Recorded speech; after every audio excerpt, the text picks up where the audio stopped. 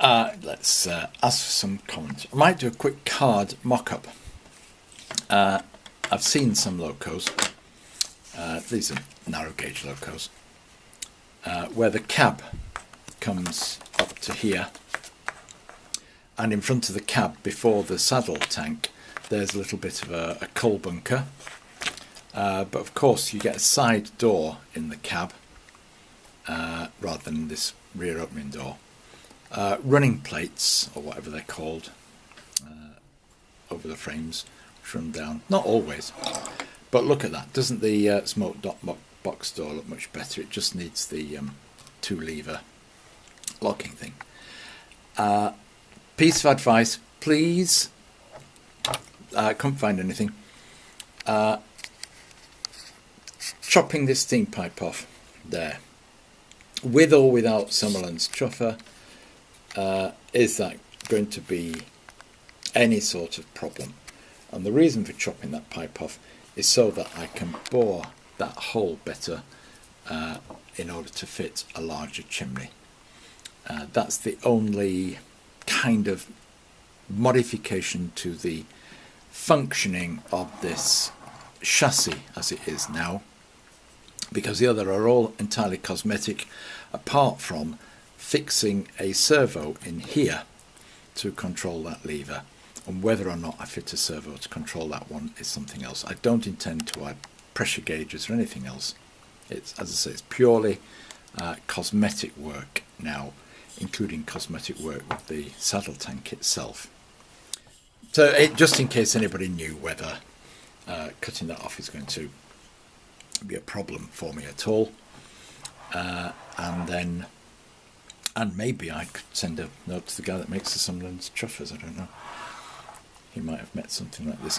And also, if you know where I can get the brass cab kit, that are brass cab kits that are available, but I'm happy to have a go at scratch building something if I can mock it in card.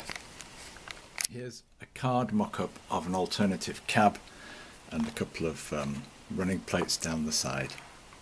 That's the better smoke box door. Have you put a new one on? No, I've taken the bolts out. There are about 12 bolts around there, and a funny big circular handle. And if I put that dart symbol, or whatever they have on British ones that make it look looks less fancy. Taken the lamp off the front, which looked very continental. Ah, right. Quite heavy bit of metal. Oh, it is, isn't it? So quite a lot of metal. No, it's not a non-working one. That I guess you could put an LED in it. And then you've got a slightly different looking cab, but with those spectacles, proper spectacles on it. That looks out of place now, and that looks out of place. Those two will have to come off.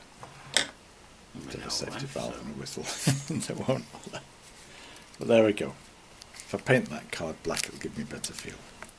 Right, another stage in my playing around with this little engine here.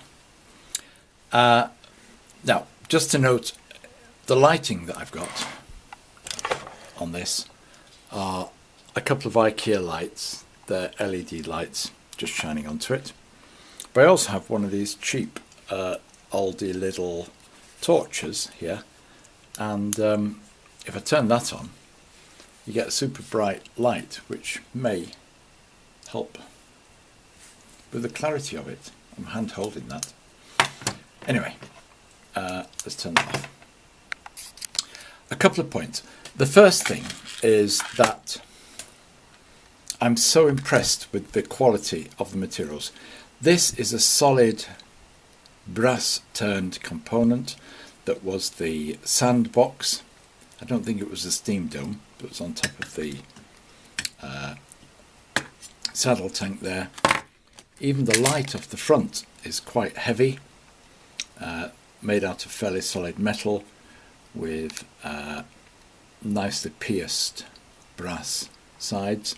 All seems to be brass. That's the water filler cap. And all screwed on with set screws, drilled and tapped. Why has it gone out of focus? That's ridiculous. Just try and take a picture. Hold on, what have I done?